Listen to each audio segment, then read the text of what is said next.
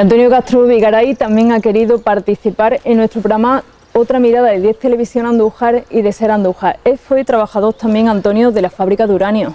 Sí, yo estuve trabajando en la fábrica de uranio desde julio de 1975 hasta septiembre de 1981. Antes de nada quiero decir que hay compañeros de que efectivamente pasaron bastantes más penalidades que pude pasar yo y los compañeros que entramos en la misma jornada, por decirlo de alguna forma, que nosotros. Cuando nosotros entramos las cosas ya se habían suavizado bastante con respecto a lo que ellos nos contaban de que estaba pasando o que había pasado allí. ¿Qué era lo que le contaban sus compañeros cuando entraron? Bueno, mis compañeros me contaban que comían en bidones, comían en lo alto los materiales o sea, los vagones que llegaban de mineral, y bueno, así de todo un poco, o sea, era pues bastante penoso. Lo que pasa es que bueno, pues es lo que había y lo que había en aquellos tiempos, ese es el tema. Sí puedo decir de que allí, pues yo creo que nadie sabía lo que pasaba allí dentro.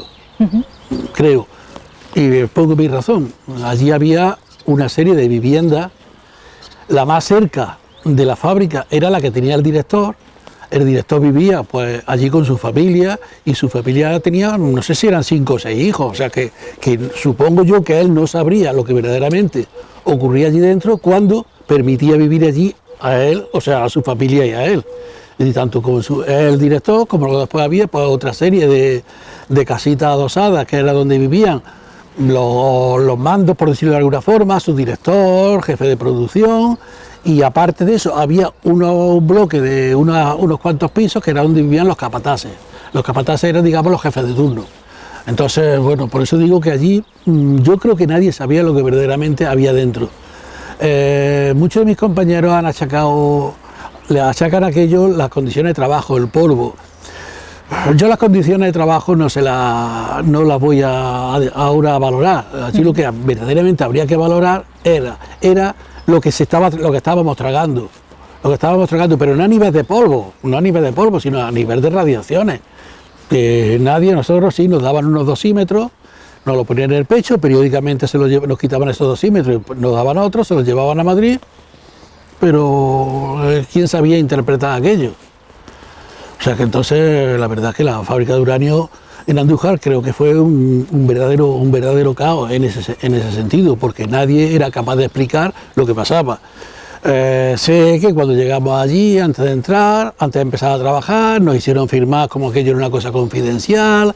Había mucha gente que hablaba de que en caso de un conflicto nos militarizarían, pero bueno, pues eso era lo que hablaban y para de contar. O sea que aquí otra cosa allí en la nuclear no había. Lo que había era, bueno, pues cuando se empezó a trabajar o empezaron a trabajar, había muy buena suerte con respecto a los demás sitios de Andújar, y ya está, si es que no había otra cosa. ¿Qué condiciones laborales tenían, aunque no sabían a lo que se exponían? No sabíamos lo que nos exponíamos. Vamos a ver, yo cuando entré tenía 25 años. Si yo llego a saber a lo que me expongo, pues posiblemente hubiera intentado buscarme el sitio por otro lado. Yo antes de ir allí, trabajé de albañil, ya más o menos era medio oficial, o sea que hacía cosas. Y entonces, pues claro, ¿por qué entré allí? Pues entré allí, entre otras cosas, por eso, porque veía que había, pues, sobre todo el sueldo, que era lo que interesaba, o lo que interesa en todos los conceptos. Las condiciones, bueno, solo aquí nadie sabe lo que era aquello. La verdad, yo es que ya lo primero que he dicho ha sido que allí vivían el director, que tampoco le he dicho, el director y una serie de mandos más, y allí compañeros míos pues criaban en el dique de estériles, que es la montaña esa que se veía en un principio antes del desmantelamiento, que después posteriormente han seguido con ella, y allí criaban sandía y melones, y ya se comían los más gordos. Los sandía y melones, allí había una serie de huertos que tenían los capataces sobre todo, y aquellos pues criaban conejos, criaban pollos, y él se comía los conejos y se comían los pollos que se criaban allí, muchas veces regados con la propia agua que sobraba de estériles. O sea que entonces por eso te digo que no voy a precisar qué condiciones, y las condiciones pues lo que sabíamos era lo que había, y sabíamos muy poco. Por otro lado, nos decían, la fábrica finalizó, cerró sus puertas en el 81, hablábamos antes en la entrevista previa. Sí. Después hubo un tiempo para el desmantelamiento. Exactamente, sí. El desmantelamiento se encargó una empresa, era Enresa, era la que se encargó del desmantelamiento. Hubo algunos que eran todavía trabajadores de la FUA, me refiero a Fábrica de Uranio Andújar, eran trabajadores de la FUA, y otros que vinieron de contratas externas. Hemos hablado antes en la entrevista previa que usted estuvo en la última parte. Yo estuve, sí, en la última parte, o sea que yo, digamos, que entramos como refuerzo porque había muchos compañeros, unos habían muerto, que ya había muerto gente, otros habían ido a Madrid, porque en Madrid, allí en la universidad, en la ciudad universitaria, justamente enfrente, donde tiene la sede, lo que era la Junta y ahora el CIEMA, y muchos se fueron allí a trabajar, se fueron a Madrid. Entonces pues allí entramos gente que necesitaba, y entramos. En un principio entramos 4, después creo que entraron otros 4, allí, o sea, yo fui de los primeros que entraron en esa última jornada, por decirlo de alguna forma, y no sé si entramos 12 o cosas así, fueron los que entramos en total. En su caso, ¿no se fueron a Don Benito finalmente? No, no nos fuimos a Don Benito. Hubo gente de cuando yo entré que se fueron a Don Benito, concretamente entramos 4, 2 de ellos se fueron a Don Benito y otros 2 nos quedamos aquí, en Andújar. Aunque me decía que bueno, las condiciones laborales eran las que eran, no sabía lo que se estaba exponiendo. No, yo creo que nadie sabía lo que se estaba exponiendo allí. Yo creo que nadie sabía, porque entre otras cosas, yo recuerdo una vez que vino uno de los médicos, no sé si era el jefe del servicio médico de allí de la Junta, y dijo que allí recibíamos menos radiación que haciendo una simple placa, que si no hicieran una placa de rayos X. Yo creo que eso no es así. Yo creo que no es así. Ahora, consecuencias, yo puedo decir, nadie me lo ha dicho con rotundidad. Yo hace 5 años y medio me operaron de un cáncer de tiroides, y hay quien me ha dicho que puede ser por la radiación. Que una de las cosas que hace es pegarse en el tiroides. No sé si será verdad o no será verdad, pero vaya que eso me lo han dicho. Eso me lo han tirado. Le decía, sí que es verdad que no sabían a lo que se exponían o no era consciente en ese momento de lo que se exponían, pero después no han tenido ningún tipo de reconocimiento.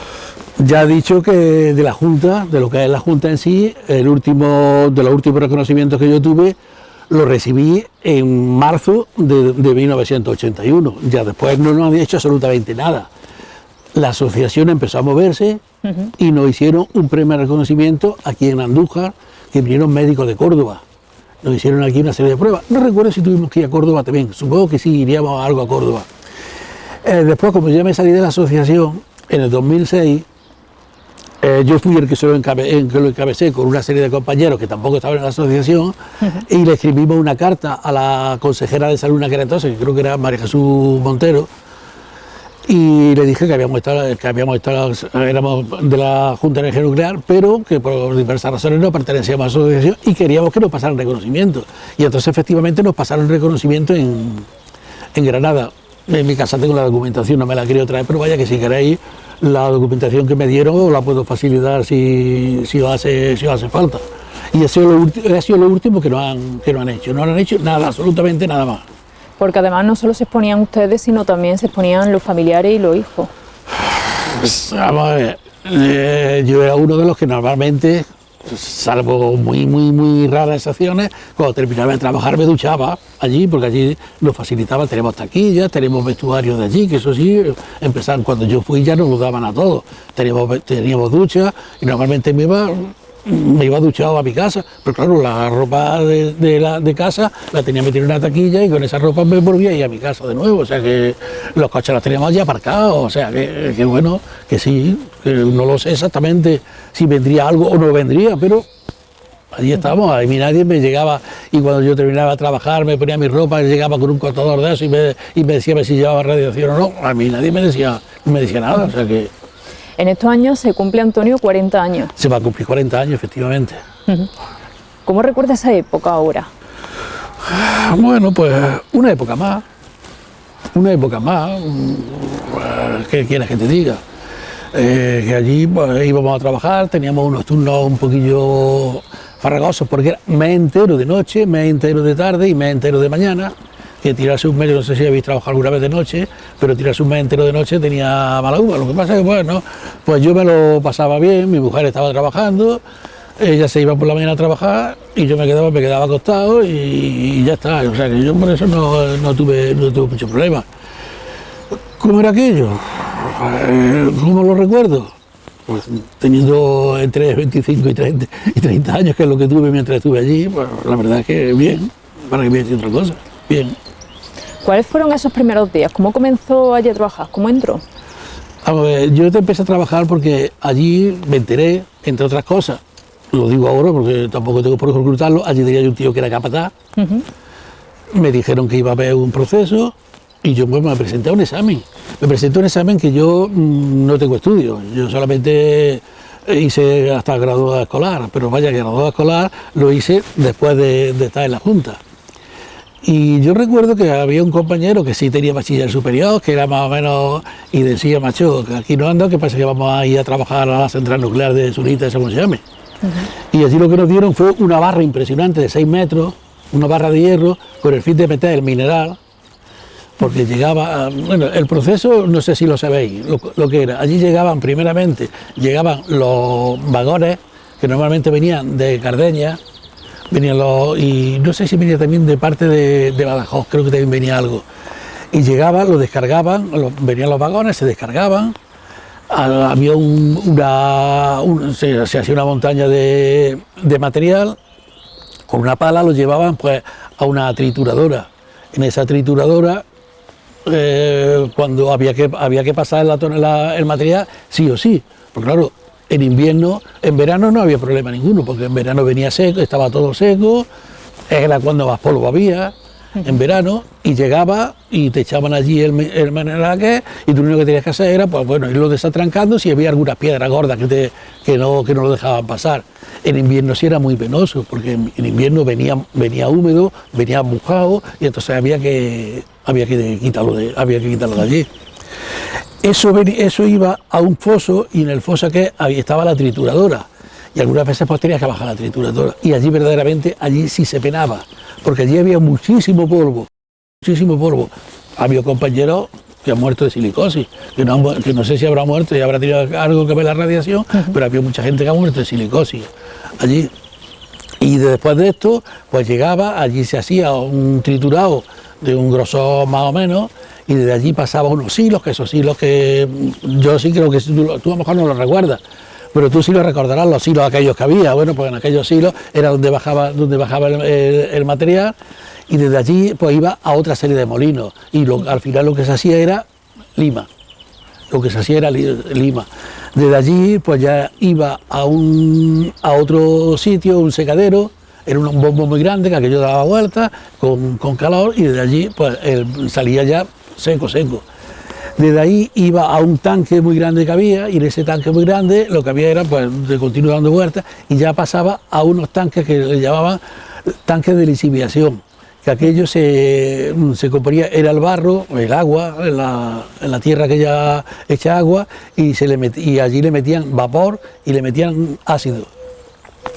Desde allí había una serie de vueltas a aquello, y pasaba a otro sitio, que era donde, digamos, empezaba a decantarse, a ir separándose de uno de otro. Bueno, el proceso final era un horno, que era donde ya sacaba el uranato propiamente dicho, y allí lo que hacía era secarse, que muchas veces llegaba a aquellos hornos, sí, te ponían unos guantes, te ponían una mascarilla, pero una mascarilla de estas, o quizás con menos filtro que esta, y aquello estaba respirándolo. Yo no era de los que estuvo mucho tiempo allí, pero de vez en cuando iba. O sea, que entonces ya te digo, era bastante penoso el trabajo allí, pero bueno, lo que había, porque mi padre trabajó en la ceca, en la seca, no sé si recordáis lo que era. Mi padre trabajó allí y cortando piedras, y al compañero no lo veía a 1 metro. O sea, que trabajos penosos pues había siempre, y los habrá. Y allí pues había muchísimo trabajo penoso en la Junta. Por otro lado, nos decía que actualmente no pertenece a la asociación, no. Ya de un tiempo no pertenece a la asociación, pero sí que es verdad que fue una de las personas que empezó a poner en marcha ese colectivo, ¿no? Bueno, yo fui un poquillo a remolque, para que no quiero echarme flores, fui un poco a remolque. Lo que ya digo que no estaba muy de acuerdo con la política que llevaban de presentarlo en este sitio, presentarlo en el otro. Yo me hubiera ido por otro lado, yo verdaderamente me hubiera ido por otro lado para presentarlo. A lo mejor tampoco hubiera llevado razón, porque yo creo que ahí eso es tabú para todos. Yo creo que eso es tabú para todos, porque entre otras cosas, si nos ponemos a hablar, aquí venía y decían que eso era un modelo el desmantelamiento, que era un modelo, y eso no es un modelo. Eso no es un modelo. Y os explico muy breve por qué. Los primeros estériles que se echaron ahí se echaron sobre matas de algodón. Los primeros, dicho por mis compañeros, yo como he dicho no estaba. Se echaron sobre matas de algodón. Bueno, si se echaron sobre matas de algodón, abajo no hay nada que pueda decir el agua no va a subir, porque vosotros sabéis la capilaridad, que el agua, si pone un hilo, el hilo no se queda mojado solamente en la superficie del agua, sino que sube para arriba. Y hay quien me dice que no pasa lo mismo, porque hay quien dice que está diciendo que los acuíferos aquí en Andújar están hasta arriba. No sé si tendrá algo que ver con eso, ¿no? En su caso, ¿tiene contacto con algunos excompañeros de trabajo o con los familiares de los compañeros que han fallecido? Bueno, ya digo que la mayoría eran bastante mayores que yo, y no es que tenga yo mucho contacto con ellos, pero bueno, que de vez en cuando sí charlamos. Tengo un tío que vive todavía, que también estuvo allí, y bueno, ahí está. O sea, pero no es que yo tenga un contacto muy grande con ellos. Un mensaje ya para terminar, para que este tema no sea tabú. Para que este tema no sea tabú, pues es que no lo sé. No lo sé, porque entre otras cosas ya he dicho que esto ha sido temas políticos y nadie ha querido hablar, porque lo mismo que yo pillaba radiación que estaba allí dentro, ¿quién me dice a mí que no la pillaban los que estaban a 200 metros o a 100 metros en Coipe? A ver, ¿quién me dice a mí que no lo pillaban? Por eso digo que esto, ¿qué va? ¿Y ahora qué puedes hacer? ¿Para qué quieres alarmar a la población? A ver, ¿qué quieres hacer? Porque ¿qué haces? Ese dique no lo van a quitar de ahí. Eso yo creo que es impensable moverlo de ahí. Por eso digo que ¿qué vas a decir? Pues aguantarnos con lo que tenemos. A lo mejor un reconocimiento también para los familiares y las personas que estén... Hombre, eso sí sería lo suyo, porque ahí, hombre, yo después he seguido trabajando, no es que tenga una pensión ni de este mundo ni del otro, pero bueno, más o menos. Pero hay gente que hace 30 años que se le murió un familiar y la pensión que puede tener ya sabes cuál es. Ahora, si alguna vez se demostrara, que no se va a demostrar, de que efectivamente murió de una radiación, pues qué menos que una indemnización y subirle esa pensión a esas personas que verdaderamente han estado viviendo con nada. Pues muchas gracias, Antonio, por atendernos. Yo otra cosa no os puedo decir. Ya sabéis, es lo primero que he dicho, que quizás esta entrevista se la tenéis que haber hecho a algunos de los otros compañeros que efectivamente estuvieron mucho más tiempo allí y que pasaron más penas que yo. ¿Para qué voy a decir otra cosa? Bueno, usted no ha contado su experiencia para... Yo sí, yo he contado lo que yo creo que he sido lo más sincero posible. Pues muchas gracias. Nada.